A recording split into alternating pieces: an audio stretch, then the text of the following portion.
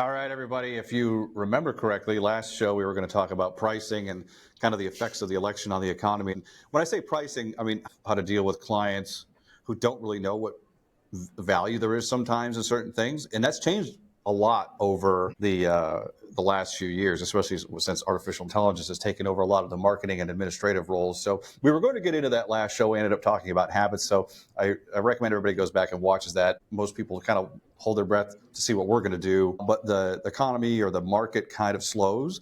Nobody really wants to spend money. Nobody wants to invest. Nobody wants to hire anybody during the months leading up to the election. There's really no good reason for that because, like I mentioned before, no matter who takes office, there's no immediate change except for just the perception. So everything's booming right now. Trump got elected, so everything's going crazy with the economy and things are booming. There's really no reason for that other than just they feel like there's some certainty now. Whether you like the guy or not, they feel like, okay, we know what we're going to get for the next 4 years. Let's start purchasing things. Let's start opening businesses up. So that's kind of where we're at. That said, it has been a downward trend over the last, I'd say 3 years since I think OpenAI and ChatGPT came out 3 years ago this winter. I think next, maybe December would be 3 years. It hasn't had as drastic as an impact so far as I thought it had on the jobs that we do, but it certainly has had an impact. When I started copywriting and marketing in 2020 full time, it was not out yet. So you could still write somebody's landing page or write some emails and charge like $500 an email and like $2,000 for a landing page because it was literally you're writing it from scratch, so to speak. I mean, you can get a swipe file, meaning you can go online and mirror somebody else's copy. There's other, you can take other people's stuff and repurpose it, but you're still not getting the advantage of having ChatGPT and other platforms to assist. So a lot of guys that I was in groups with and started off with, the prices that they were charging, and when I came into it, was looking at that, I was like, oh, I'm going to be rich. This is great. It just didn't happen because now it's a constant battle of what I think I should charge and what people say that you should be worth, and you can't listen to people that are out of touch with the reality of the situation because those same people now are either not getting work or they're coming to me for work. Or I used to charge $2,000 for a homepage of a website for the copy alone. And they're like, I don't understand why I can't do that now. Let's say I charge $250. They're like, well, that's way underselling yourself. It may feel like that compared to how it was then, but that's just the reality of it now. So yeah, there's been some tough times with that. So when we're talking about like pricing yourself, you have to be in tune with so many things. You have to understand your value and worth based on what you've been able to accomplish. Another one of my pet peeves is, say somebody comes into the industry new and they hear from somebody else, like a coach or something, that's like, you're worth this. Like, don't give away stuff for free. And I'm like, well, if you're new, maybe you're not worth anything. You're not. Mm-hmm. You can't come out of the gate charging $100 an hour or $1,000 for this or that if you just don't have any experience doing it. It's tough to balance between what you think you're worth based on your previous results, what the market is saying, and pressures you get from other people. I've had to come down on a lot of prices, and I didn't like doing that, but what are you going to fight against it and end up like some of these people not working anymore? Yeah, and you touched on a good point there. As you said, you used to be able to charge, let's say, $2,000. Now you're charging $250, $500, and people say, don't undersell yourself, but you're not, because back when you used to charge $2,000, you were doing it all by hand. You were having to research, you have to write everything by copy. So with AI is allowing you to write so much more content in such a faster time. So therefore, realistically, your workload isn't really changing. The only workload that might change is the amount of clients you now have to get to be able to make that a certain amount of money. But the actual work that you're doing is going to be relatively the same amount because, like I said, before you charged that much for all by hand. Now you're using AI. So of course you have to charge less because you're really realistically not doing as much work as you used to be able to have to handwrite the whole email for $500. Now you punch in the information, ChatGPT, refine it a couple of times, boom, it's done. Now, obviously, there's skills involved with using the AI to be able to craft the proper message with the client's information, but you're not really doing any more work. If anything, you're doing less work, so you are going to charge less. So, but people, they're still stuck in that mindset of like, well, I used to charge $500 an email, I got to keep charging $500. Well, are you still putting in $500 of work? What's interesting about all that too is the like more volume, so it's less work. So let's say somebody gives me something, I could probably knock it out in an hour, which before probably would take a half a day, maybe a full day. The hard part now, the mentally taxing part about this work now is not the volume.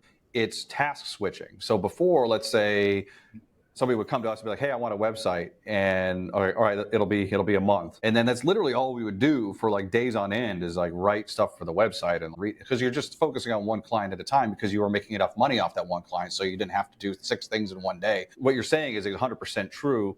Whereas I can get things done super quick, but then I'm switching to another client and then I'm like, what was this one all about again? The workload is somehow lower, but like the mental load is higher, It sucks. Yeah, I know, I can see that. Yeah, because there'd be times, when I'm working on a website, I get all these creative ideas and thoughts. I'm in it, and all of a sudden, like I'm done for now, and then I got to switch to the next website, then the next one. Then it's like, ones I'm working on right now where it's a boutique hotel in the peninsula of Yucatan, and then I'm doing a restaurant, and then I'm also doing a pet rescue, and then I'm also doing an electrician one right now. So it's like all different fields and all different categories. I mean, that might actually be part of like, eventually I'm going to have to niche down into like a certain service that I primarily do, because then your thoughts, your creativity are all in alignment with the same kind of, industry. But at the same time, I kind of like the switching back and forth because, it's kind of like if you do anything long enough, you're going to get bored. If you do yoga 3 times a day we talked about yoga in our last episode, 7 days a week, you're eventually going to get bored of yoga. So you're going to do, paddleboarding, and you got to kind of switch it up. So I kind of like the flexibility of switching, but like you said, it used to take you half a day to do one email for one company. Now you're doing 10 emails for 10 different companies. It's hard to get in the creative mindset for that niche, for that field. Right? It's kind of about setting boundaries of, in this perfect world, my day would be in blocks. Like my morning block would be for this client.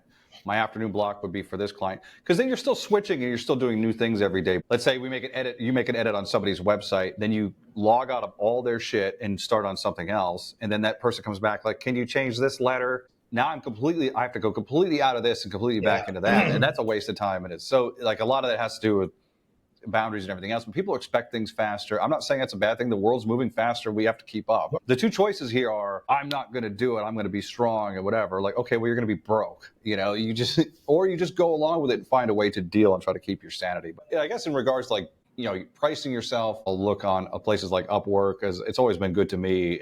Even if there's nothing on there I'm interested in applying for, you really get a gauge of like how much people are charging for shit. Like you could search for people that are super duper top rated plus or whatever, like I am, no big deal. But you could search for those people. I don't know why I still am.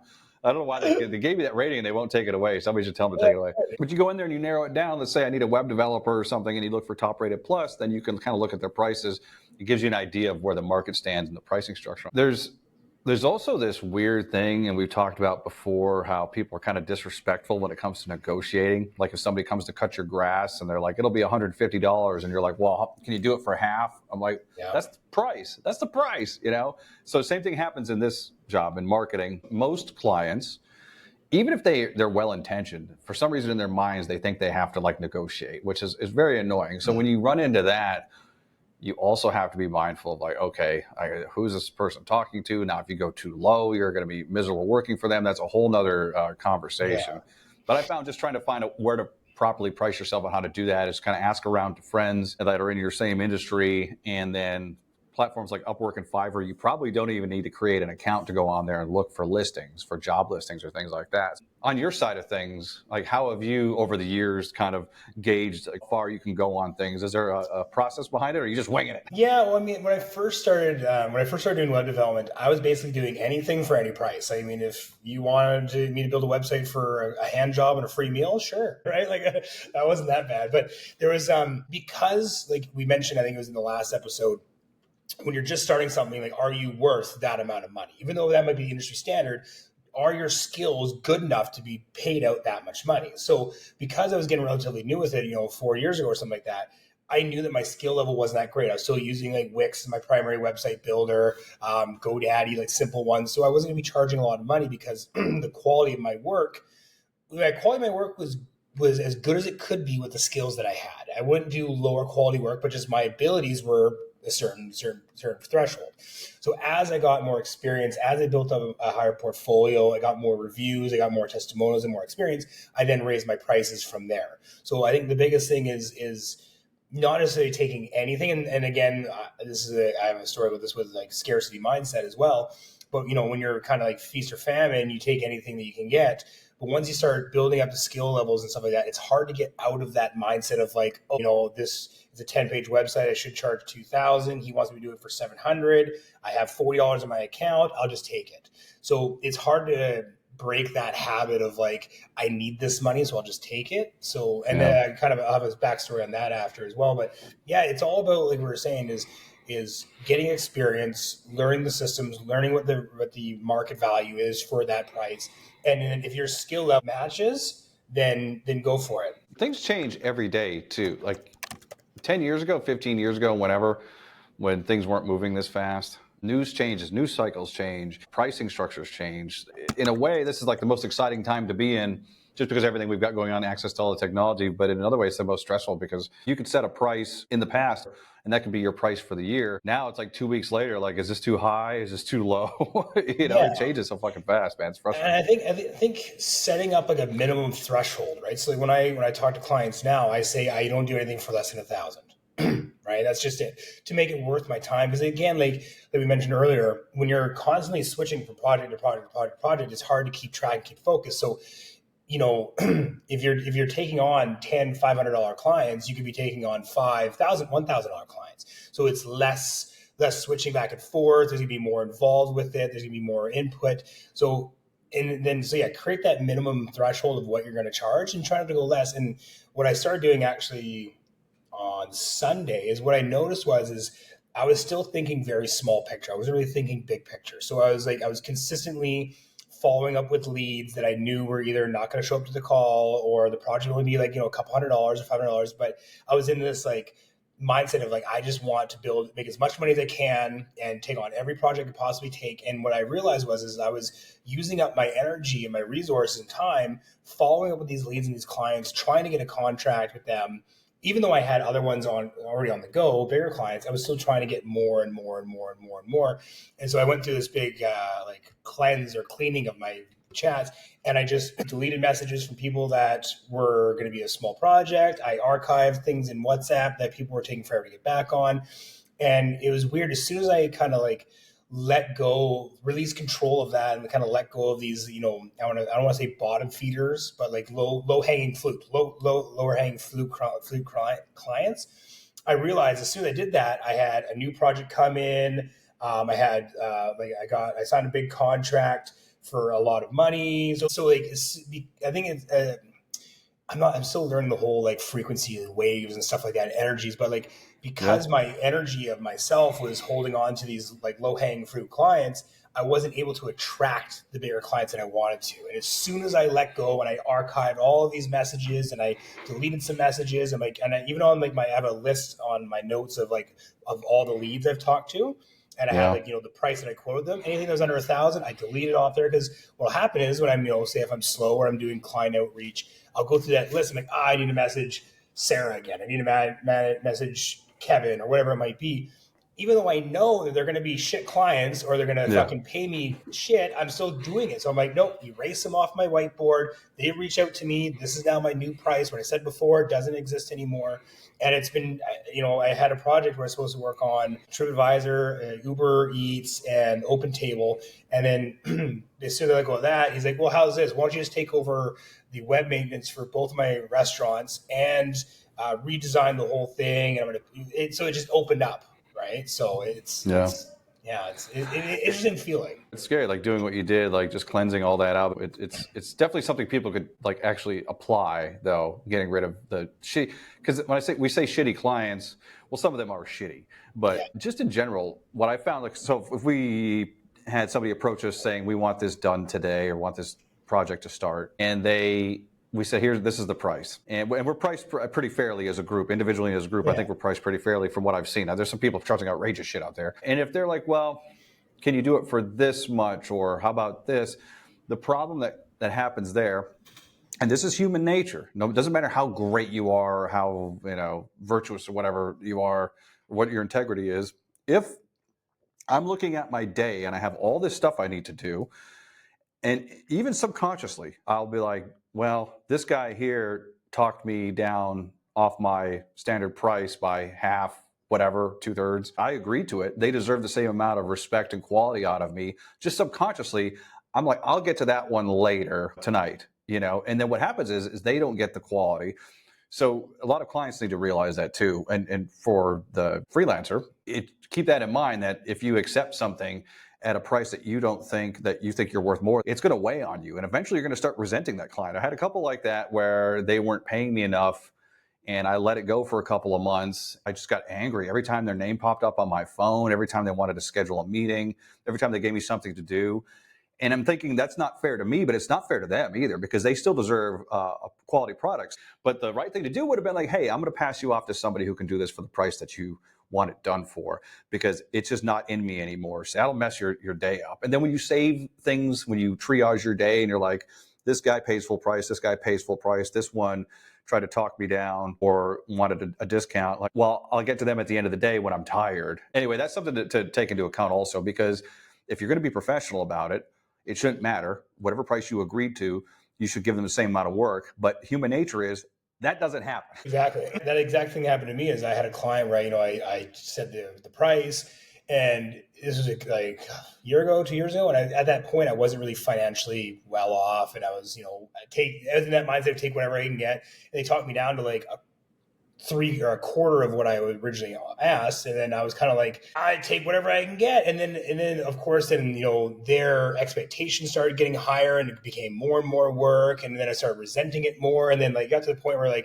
I was half-assing it. I literally was. It's like end of the day, I'm like, okay, I'll input that in there. So I went check the formatting and make sure it was good. So I was fucking pissed. Yeah, I was for sure. I was more mad at myself than anything. I wasn't mad at them, right? Like I was the one that had no backbone and said, okay, sure, yeah, we'll do it for a quarter of the price. I was more mad. I wasn't mad at them. I was resenting them because I didn't want to really take it out on myself, but I was more mad at me for why did I get myself in the situation where I'm doing all this work, and it was one of those profit share things. So in the long run, I probably could have made a lot of money off it if I would have had a different mindset, but I wasn't in that right headspace of doing less, and I should have gotten paid more up front. And so it's a big thing about setting your prices is if you're in the mindset of take what you can get, you're just going to get angry at yourself. You're going to resent your clients. Your quality work's going to be less. And if you're going off a referral base, you're going to your business is going to suffer drastically.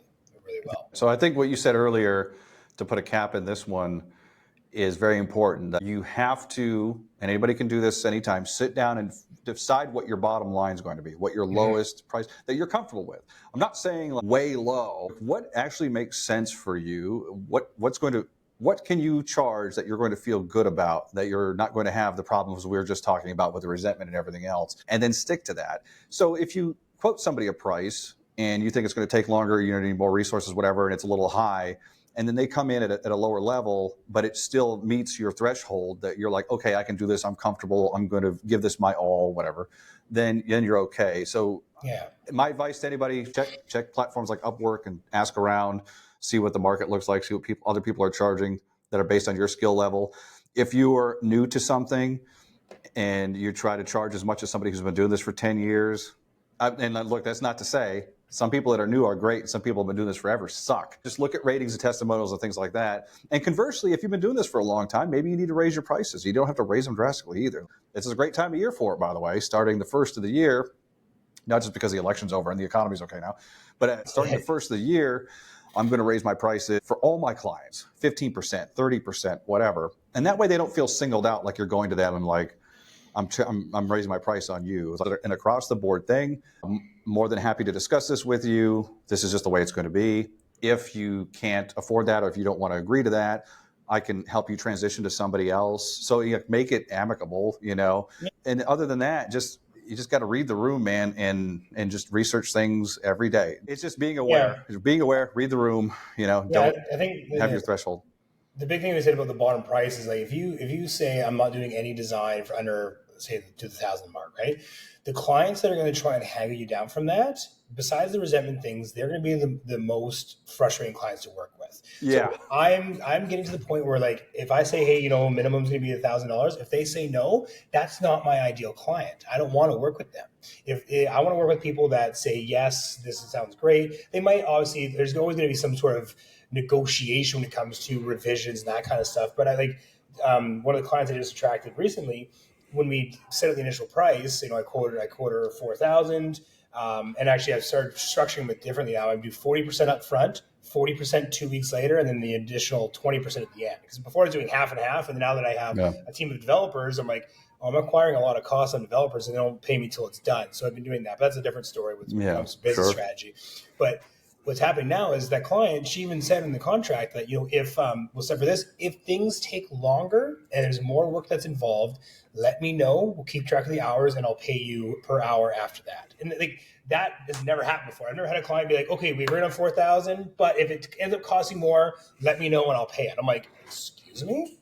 Like, where have you been? And that's because I started that happened on Monday, yesterday. So that wouldn't have happened if I would still be holding on to these. Hey, you still want that 20-page website for $750 that I quoted you 2 years ago? Like, no. Yeah. Well, seeing it from this side of things helps us appreciate that. So even now when we task people with things, you know what it's like to be in that exact same position where it's like they keep asking for more things. So now, and we mentioned this before about managing teams and other subcontractors, sometimes it's okay to throw somebody a little bit of extra money. Look, I see that this is getting a little out of hand. We're asking you to do some things that maybe weren't part of the original, whatever. Here's a little bit extra. So it sounds like that client did that for you because she's aware, which not many people are. This is also the fourth developer that she's had to try and build these two websites. And like, it's not that complicated of a project. It's I don't know if I can release information yet because I know I can't say her name, but she doesn't want her name attached to the business because it's a nonprofit organization, and she doesn't want. She said she doesn't want to take the credit for the organization. She wants all accreditation to go to the company, which is very honorable. Like, even on her social media, there's nothing attached to what she does. I'm like, why? Like, she was on Dragon's Den, which is the Canadian version of Shark Tank. Yeah, Dragon's Den. Mark Cuban. Who came up with Dragon's Den? That's great. Well, you're not going to call it Piranha Tank or Piranha Bowl or something. So they came up with Dragon's Den. Manatee Lagoon. Shit, that could be our next idea. I'll have to cut this out so nobody steals that from us. But I appreciate you guys hanging in there. I know last episode we said we were going to get into this, so here you go. And we also have a good show early on about dealing with difficult clients and the exact issue with how the lower paying ones are typically the worst. We appreciate anybody who likes, subscribes, and does all those things, pushes all the buttons, and we appreciate you guys. And to be continued. Let me fucking try to get this right.